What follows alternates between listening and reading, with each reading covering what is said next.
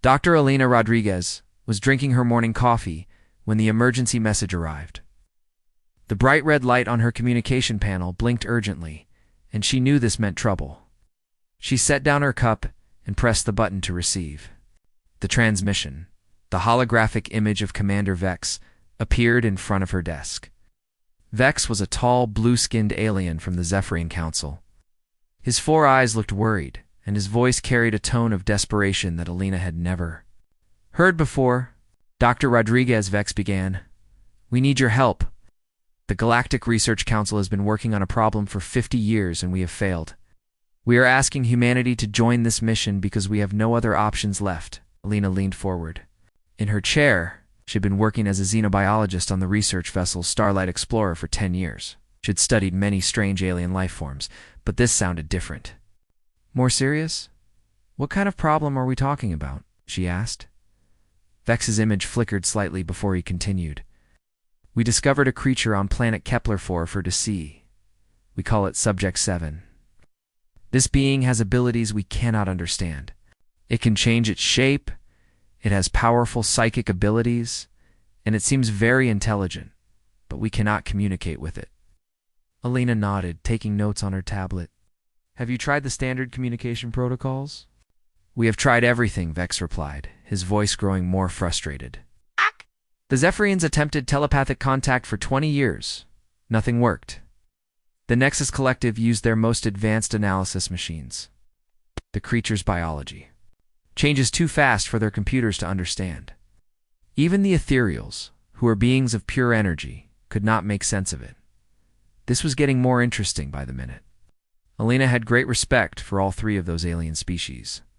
The Zephyrians were masters of mind-to-mind communication. The Nexus Collective had technology that could analyze anything down to the atomic level. Ethereals were ancient beings who had existed for millions of years. If all 3 had failed, this creature must be truly extraordinary. What makes this creature so dangerous? Alina asked. Vex's 4 eyes closed briefly, as if he was remembering something painful. Subject 7 has destroyed 12 research facilities. It absorbs energy from our equipment and even from nearby stars. Our scientists believe it may be a threat to all life in the galaxy if we cannot find a way to contain or communicate with it. Lena felt a chill run down her spine. A being that could drain energy from stars was beyond anything she had ever encountered. But she was also curious. In her experience, most aggressive behavior in unknown species came from fear or misunderstanding. Why do you think humans might succeed where your species have failed? She asked. Humans are new to the galactic community, Vex explained. Species thinks differently than ours. We have become too set in our ways after millions of years of civilization. Perhaps fresh eyes will see something we have missed. Lena thought about this for a moment. It was true that humans were the newest members of the Galactic Research Council. They'd only made contact with alien civilizations 30 years ago. Most of the other species had been spacefaring for thousands or millions of years. Need to assemble a team, Alina said finally. When do we leave? Soon as possible, Vex replied. We will send you all of our research data, but Dr. Rodriguez, please understand the danger. Subject 7 has killed researchers who got too close. We cannot guarantee your safety. After Vex's image disappeared, Alina sat quietly for several minutes. This was the biggest challenge of her career and possibly the most dangerous. But she could not resist the opportunity to study something that had puzzled the galaxy's greatest minds for 50 years. She began making calls to assemble her team. First, she contacted Jake Morrison, the security chief on board the Starlight Explorer. Jake was a former military officer who had experience with dangerous alien encounters. His calm demeanor and quick thinking had saved lives on previous missions. Next, she called Lisa Chen, a communication specialist who had developed new ways to translate alien languages. Lisa had a gift for finding patterns in seemingly random signals.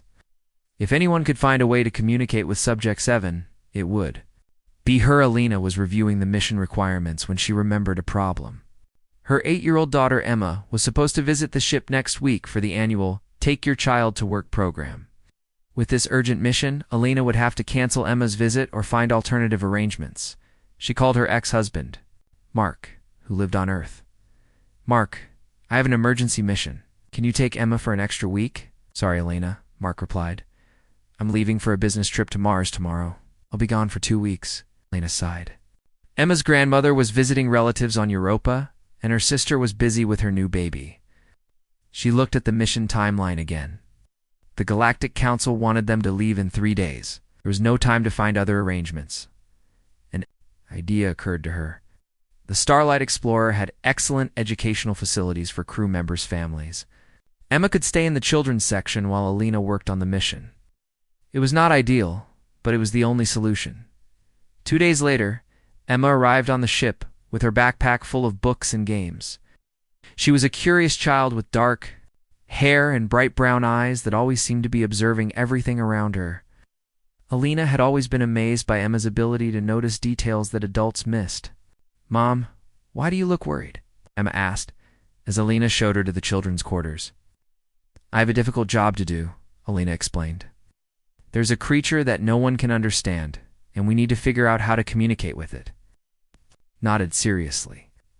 Maybe it's just lonely and doesn't know how to make friends. Alina smiled at her daughter's simple wisdom. Maybe you're right, sweetheart.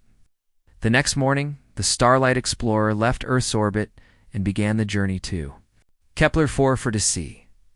Alina spent the travel time reviewing 50 years of research data. The files contained thousands of pages of analysis, test results, and theoretical models. Every approach the aliens had tried was documented in detail as Alina read through the reports. She began to notice something interesting. All of the alien research focused on Subject 7 as either a threat to be contained or a puzzle to be solved. None of the reports considered the possibility that the creature might be trying to communicate in its own way. During the week-long journey, Alina, Jake, and Lisa worked together to develop new approaches. They decided to observe Subject 7 carefully before attempting any direct contact. They would look for patterns in its behavior that previous researchers might have missed. As the Starlight Explorer approached Kepler-4 for to see, Lena felt both excitement and fear. She was about to encounter something that had challenged the greatest minds in the galaxy. But somewhere in the back of her mind, she kept thinking about Emma's simple comment about loneliness and making friends. Perhaps, Alina thought, the solution would be simpler than anyone had imagined. The planet Kepler-4 to see looked like a jewel floating in space. Its surface was covered with purple oceans and silver continents that sparkled in the light of its twin suns. But Alina Rodriguez was not admiring the beauty of the planet. Her attention was focused on the massive structures orbiting above it. 12 different alien research stations surrounded the planet like a metal ring. Each station was the size of a small city, bristling with weapons, shields, and scientific equipment. Lena had never seen so much firepower concentrated in one place. Look at all those defenses, Jake Morrison said, as he stood beside Alina at the observation window of the Starlight Explorer. Whatever this creature is, they're really afraid of it. Lisa Chen joined them at the window, holding her tablet full of communication equipment readings. I'm picking up signals from at least 8 different species down there. They're all trying different ways to communicate with Subject 7, but none of them are getting responses. Alina studied the research stations more carefully. She could see the distinctive crystal towers of the Zephyrian telepathic amplifiers, the geometric shapes of Nexus collective analysis platforms, and the glowing energy fields that marked ethereal research vessels. Representatives from the most advanced civilizations in the galaxy were all here. They had been here for decades. Commander Vex appeared on their communication screen. Dr. Rodriguez, welcome to Kepler-4 to see. Please dock with Research Station. Alpha, we will brief you on the situation immediately.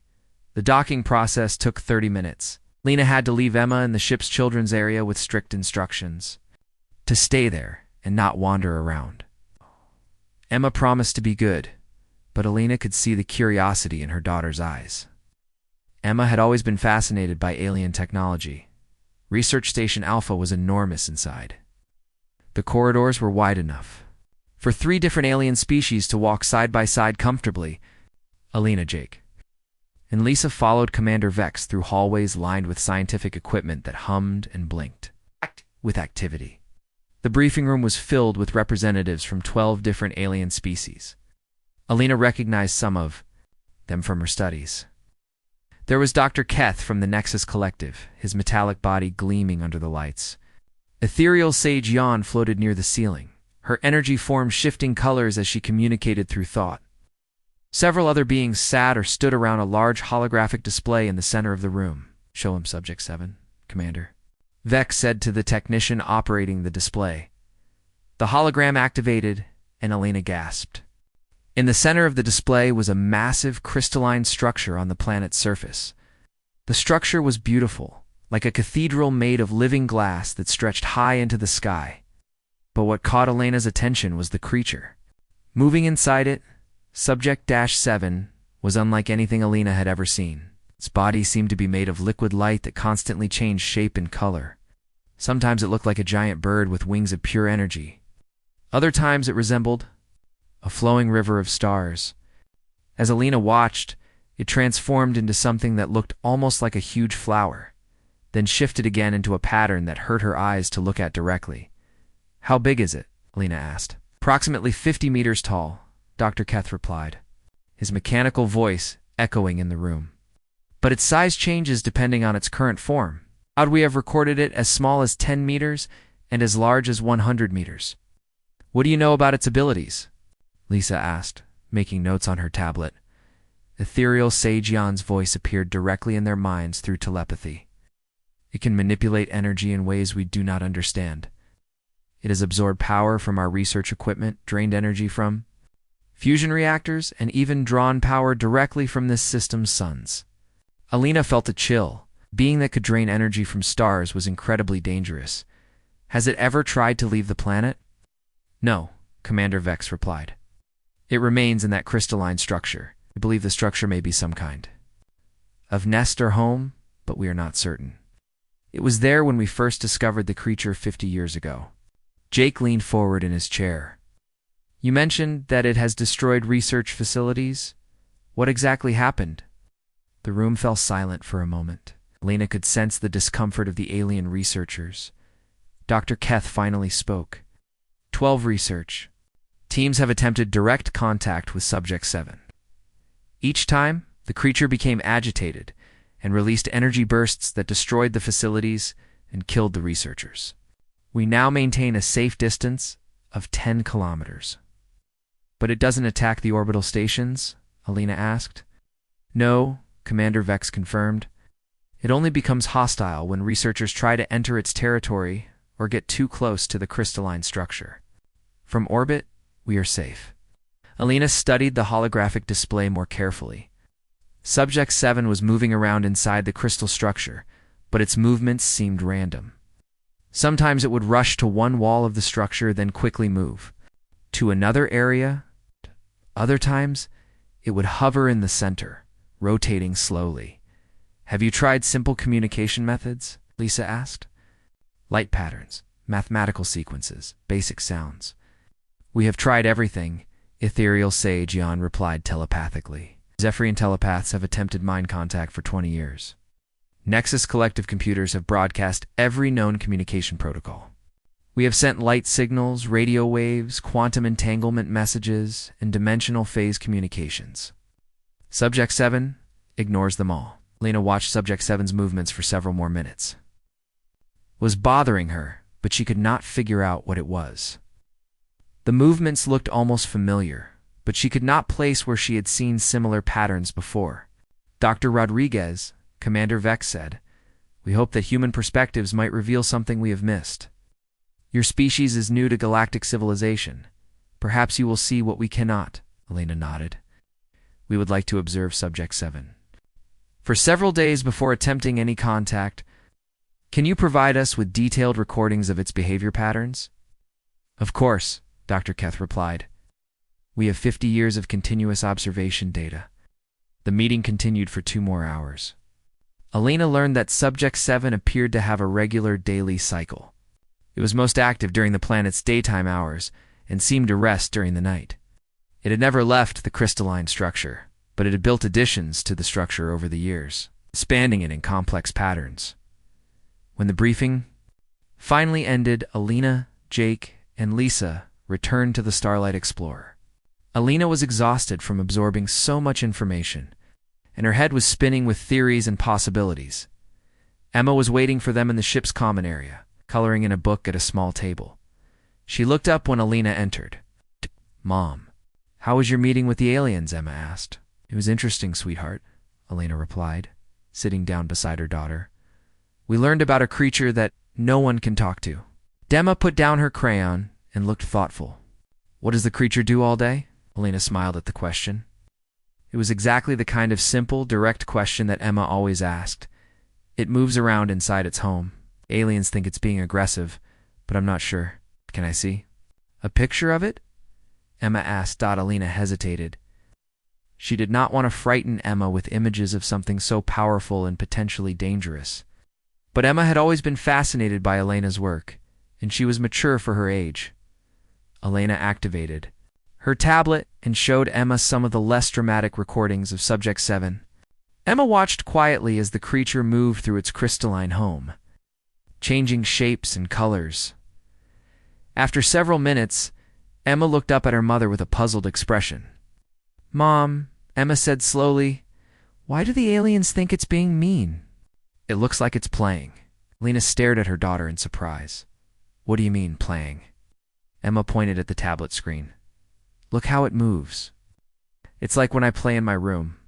It goes to one corner, then runs to another corner, then spins around in the middle. That's what I do when I'm bored and want someone to play with me." Alina looked at the tablet screen again, and suddenly everything clicked into place. The seemingly random movements, the way Subject 7 rushed from one area to another, the spinning and hovering in the center of the structure, it did look like play behavior. It looked like the behavior of a lonely child who had no one to interact with. Could it be that simple? Could 50 years of alien research have missed something so obvious that an 8-year-old human child could see it immediately? Alina spent the rest of the evening reviewing the research data with Emma's observation in mind. The more she studied Subject 7's behavior patterns, the more convinced she became that Emma was right. This was not the behavior of an aggressive, hostile creature. This was the behavior of someone who was lonely and bored, trying to get attention from the researchers who were observing it from a distance. Tomorrow, Alina decided, she would test this theory. If Emma was right, then the solution to the galaxy's greatest mystery might be surprisingly simple. Alina Rodriguez could not sleep that night. Emma's words kept repeating in her mind, "It looks like it's playing. Could something so simple really be the answer that had escaped the galaxy's greatest minds for 50 years? The next morning, Alina called a meeting with Jake and Lisa. They gathered in the small conference room on the Starlight Explorer, and Alina shared Emma's observation with them. "A child's perspective," Jake said thoughtfully. "Sometimes kids see things we miss because we're too busy being scientific about everything." Lisa nodded, pulling up behavioral analysis charts on her tablet. "If Emma is right, then all of our communication attempts have been wrong. We've been trying to communicate with Subject 7 like it's an adult creature with complex thoughts. But what if it thinks more like a child?" Alina felt excitement building in her chest. "We need to test this theory. But we have to be careful. Alien researchers won't understand what we're trying to do, and they'll think we're being reckless." "Did you have in mind?" Jake asked. Alina looked out the window at the planet below. "I want to try communicating with Subject 7 the way Emma suggested. Simple, playful interaction. But first I need to convince the alien researchers to let us try." An hour later, Alina stood in the briefing room of Research Station Alpha, facing 12 skeptical alien scientists. She had just finished explaining her theory about Subject 7's behavior. Commander Vex's 4 eyes blinked slowly. "Dr. Rodriguez, with respect, you are suggesting that we have been wrong about Subject 7 for 50 years. That this dangerous creature is simply playing." "That's exactly what I'm suggesting," Alina replied. "Think about it. Has never left its home. It only becomes aggressive when researchers get too close. Maybe it's not trying to hurt anyone. Maybe it's just afraid and doesn't know how to communicate." Dr. Keth's mechanical voice buzzed with what Alina thought might be amusement. "Human child psychology applied to an unknown alien entity. This is highly unscientific." Ethereal Sage Yan's telepathic voice filled the room. "The risk is too great. If you are wrong, Subject 7 could destroy your ship and kill your crew." Alina had expected this resistance. The alien researchers had spent decades studying Subject 7 as a threat. It would be hard for them to accept that they might have been wrong about its basic nature. "Give me one chance," Alina said. "Let me try a simple communication test. If Subject 7 becomes hostile, I'll retreat immediately." The alien researchers discussed this among themselves in their various languages. Alina could not understand most of what they were saying, but she could sense their uncertainty. Finally, Commander Vex spoke. "Dr. Rodriguez, we will allow you to attempt communication from a safe distance. But at the first sign of aggression from Subject 7, you must retreat to the orbital stations." Lena agreed to these terms. She returned to the Starlight Explorer and began preparing for the communication attempt. Lisa helped her set up simple visual displays that could be projected toward the planet's surface. Jake checked all the ship's defensive systems and escape routes. Emma watched her mother's preparations with great interest. "Mom, what are you going to say to the creature?" Alina smiled. "I'm going to try to play with it, just like you suggested. Can I help?" Emma asked eagerly. Alina hesitated. The alien researchers would never approve of bringing a child near Subject 7. But Emma's insight had made this communication attempt possible. Maybe her help would be valuable. "You can help me decide what to try," Alina said carefully. "But you have to promise to stay on the ship and follow all safety rules." Emma nodded seriously. "I promise, Mom." Alina and her team moved the Starlight Explorer into a closer orbit around Kepler-4 to see.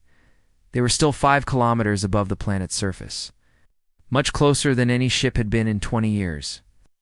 The alien research station sent urgent messages, asking if they needed assistance. But Alina assured them that everything was under control. Through the ship's powerful telescopes, Alina could see Subject 7 moving inside its crystalline home. The creature seemed larger today, and its colors were brighter. Alina wondered if it could sense their presence. "Okay, Emma," Alina said, sitting down at the communication controls. "What should we try first?" Emma thought for a moment. "I want to make friends with someone new. I wave at them." "Can we wave at the creature?" Alina programmed the ship's external lights to flash in a simple pattern. On and off, like a friendly wave. She aimed the lights at Subject 7's crystalline structure and activated the sequence. For several minutes, nothing happened. Subject 7 continued its usual movements, flowing from one area of the structure to another.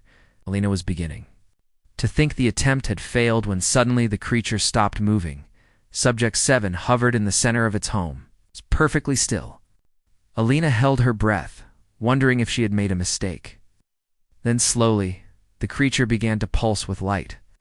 On and off, exactly matching the pattern Alina had sent. "Ah, it's copying us," Lisa exclaimed. "It's actually responding." Alina felt a surge of triumph.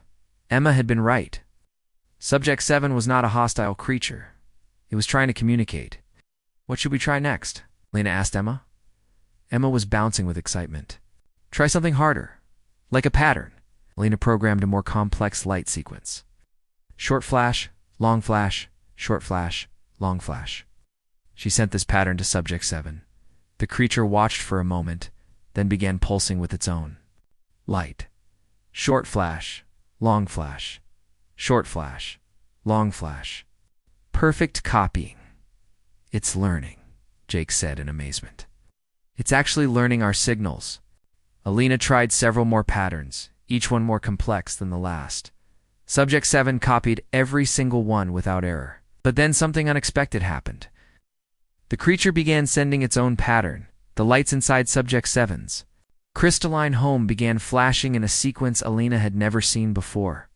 It was beautiful and complex, like a song made of light. "It's trying to teach us something," Alina said. "It's showing us its own language." Emma had been watching quietly, but now she spoke up. "Mom, I think it's trying to say hello back to us. Like when you meet someone new and they tell you their name." Alina stared at her daughter in wonder. Could it be that simple? Had Subject 7 just told them its name? Alina tried to copy the creature's light pattern, but it was too complex for the ship's systems to reproduce perfectly. Subject 7 seemed to understand this problem, because it began sending simpler versions of the same pattern. For the next hour, Alina and Subject 7 exchanged light signals. The creature was clearly intelligent and eager to communicate. It learned Elena's simple patterns quickly and tried to teach for its own more complex language. But the most amazing moment came when Emma asked to try something. "Mom, can I draw a picture and show it to the creature?" Emma asked. Alina was not sure how to do this, but Lisa had an idea. "We can use the ship's holographic projector to display images in space. The creature should be able to see them." Alina agreed to let Emma try. Emma drew a simple picture on her tablet, a stick figure of a person with a big smile. Lisa projected this image into space above Subject 7's home. The response was immediate and incredible. Subject 7's entire form began to change. Body of liquid light slowly reformed into a shape that looked remarkably like Emma's stick figure. A simple, cheerful form with what could only be described as a smile. "It's copying my drawing," Emma said, clapping her hands together. Alina felt tears in her eyes. After 50 years, Subject 7 was finally communicating with someone, and that someone was her 8-year-old daughter. Emma drew more pictures, simple shapes, animals, flowers. Subject 7 copied each one perfectly, transforming its body to match Emma's drawings. It was like watching the most amazing art show in the galaxy. Then Subject 7 began creating its own shapes, showing Emma and the others forms that were beautiful beyond description. Geometric patterns that seemed to dance in the air, flowing. Sculptures that looked like living music, and abstract shapes that somehow conveyed emotions. "It's not just intelligent," Alina said softly. "It's an artist." As the communication session continued, Alina began to understand something profound. Subject 7 was not just trying to communicate. It was trying to share its culture, its art, its way of seeing the universe. All this time, the alien researchers had been trying to analyze and contain a being that simply wanted to make friends and share its gifts with others. Emma had been right from the beginning. Subject 7 was not a threat, it was just lonely, and had been waiting 50 years for someone to understand that all it wanted was to play and make friends. The implications of this discovery were enormous. If Subject 7 was not dangerous, then everything the Galactic Research Council believed about it was wrong. This would change how they approached first contact with unknown species forever. Alina looked at her daughter, who was still drawing pictures and laughing as Subject 7 copied them. Sometimes, Alina thought, the most important discoveries came from the simplest observations. Sometimes it took a child to see what adults had missed. The communication session between Emma and Subject 7 lasted for 3 hours. By the end, both Emma and the creature seemed to be having the time of their lives. Emma would draw a picture, Subject 7 would copy it with its light body, then the creature would create something new for Emma. To admire, Alina watched in amazement as her daughter and the mysterious being developed what could only be called a friendship.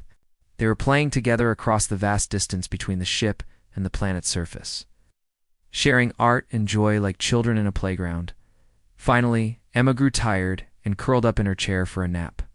Subject 7 seemed to understand, because it settled into a gentle, glowing form and remained still. As if it too was resting, Alina immediately called Commander Vex and the other alien researchers. She knew they had been monitoring the communication session, and she expected them to be shocked by what they had witnessed. The briefing room was buzzing with excited conversation when Alina arrived. 12 different alien species were all talking at once in their various languages. Alina had never seen the normally calm alien scientists. So animated Commander Vex raised his hand for silence. "Dr. Rodriguez, what we observed today has changed everything we thought we knew about Subject 7. How did you know this approach would work?" Alina smiled. "I didn't know. My daughter Emma saw something that we all missed." She looked at Subject 7's behavior and recognized it as play rather than aggression. Dr. Kett's mechanical voice carried a tone of amazement. 50 years of research, and the answer came from a human child's observation. This is truly remarkable. Ethereal Sage Yan floated. Closer to Alina, her telepathic voice was filled with wonder. "The creature shows no signs of hostility. Its energy readings indicate happiness and excitement. We have been completely wrong about its nature." Alina nodded. "Subject 7 isn't a threat to the galaxy. It's just been lonely and trying to communicate. When researchers approached it aggressively, it defended itself. But when we approached it with friendship, it responded with friendship. The room fell silent as the implications sank in. For 50 years, the greatest civilizations in the galaxy had been preparing to fight or contain a being that simply wanted to make friends. Commander Vex spoke slowly. Dr. Rodriguez, we need to understand more about Subject 7. Can you continue? Your communication attempts? Of course, Elena replied. But I think we need to change our entire approach. Instead of studying Subject 7 like a specimen, we should try to learn about it as an individual. Emma and I would like to continue building this friendship. Over the next week, Emma and Subject 7 communicated every day. Emma started calling the creature Melody because of the beautiful light songs it created. Melody seemed to like this. Naaman began using special patterns to identify itself. Through their communication, Elena and Emma learned amazing things about Melody. The creature was not from this dimension at all. It existed in a space between dimensions, where thoughts and emotions could take physical form. Melody had been exploring the galaxy when it became lost and ended up trapped in this dimension. The crystalline structure was not Melody's home, but rather a kind of shelter it had built to protect itself while it tried to figure out how to return to its own realm. For 50 years, Melody had been alone, scared, and desperate for contact with other intelligent beings. Emma's simple friendship had given Melody hope for the first time in decades. Through their art-sharing sessions, Melody began to trust other beings again. But the most wonderful discovery came when Melody started teaching Emma about its own species. Melody showed Emma images of its home dimension where beings of light lived in harmony and created art that spanned entire star systems. It was a civilization based on beauty, creativity, and emotional connection rather than technology and conquest. Elena realized that this was why the alien researchers had failed to communicate with Melody. Their advanced civilizations focused on logic, analysis, and technological solutions. But Melody's species communicated through art, emotion, and creative expression. We've been speaking the wrong language, Elena explained to the alien researchers.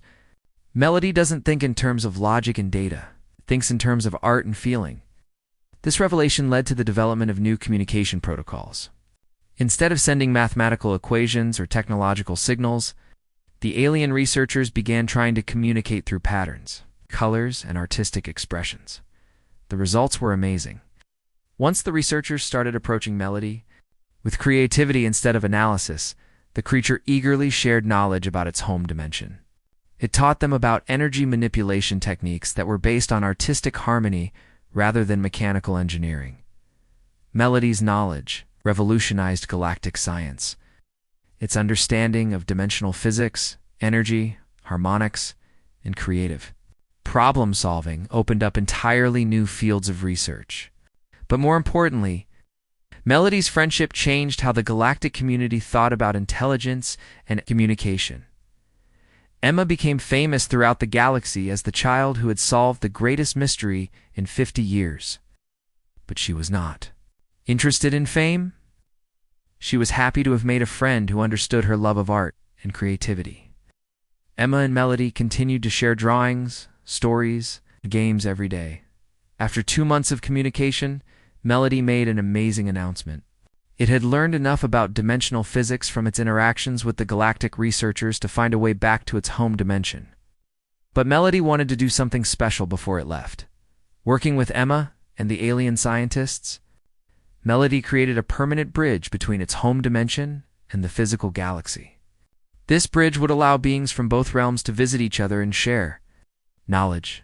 The first visitors from Melody's dimension were other beings like Melody, creatures of light and art who were curious about the physical universe. They brought with them new forms of beauty and creative expression that amazed everyone who saw them in return. Representatives from the galactic civilizations were invited to visit Melody's home dimension. They discovered a realm where art and science were the same thing, where problems were solved through creative collaboration rather than competition. Emma was one of the first beings from the physical universe to visit Melody's dimension. She spent a week there, playing and creating art with Melody and its friends. When she returned, she was full of stories about sculptures made of living music and paintings that could be walked through like landscapes. The cultural exchange between the two realms transformed both civilizations. The galactic species learned to value creativity and emotional intelligence alongside technological advancement. Melody's people learned about the physical sciences and began incorporating new forms of artistic expression into their culture. Alina was appointed as the first director of interdimensional relations, a new position created to manage communication between the realms. But the real ambassador was Emma, whose natural empathy and creative spirit made her the perfect bridge between different forms of intelligent life. The story of Emma and Melody spread throughout the galaxy and became a legend. It was told as an example of how the most complex problems sometimes have the simplest solutions, and how wisdom can come from the most unexpected sources. The Galactic Research Council established the MA Protocol for first contact situations. This protocol emphasized empathy, creativity, and emotional connection over technological analysis. It was based on the principle that understanding another being's emotional needs was often more important than understanding their technology. Emma grew up to become the galaxy's youngest and most successful diplomat. She helped establish peaceful contact with dozens of previously unknown species, always using the lessons she had learned from her friendship with Melody. Years later, when people asked Emma how she had solved the mystery that had puzzled the galaxy's greatest minds, she would always give the same simple answer: "I just tried to be a friend." And in a universe full of advanced technology and complex civilizations, that simple act of friendship had changed everything.